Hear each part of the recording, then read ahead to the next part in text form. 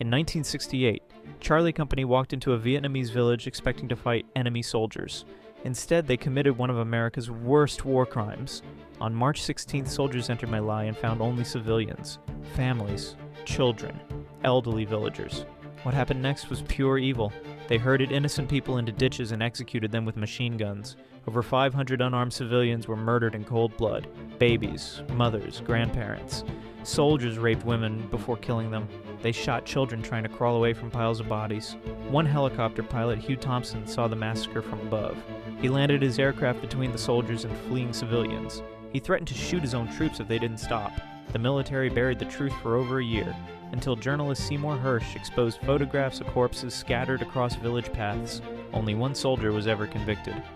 Lieutenant William Calley served just 3 years under house arrest. Most of the killers walked free.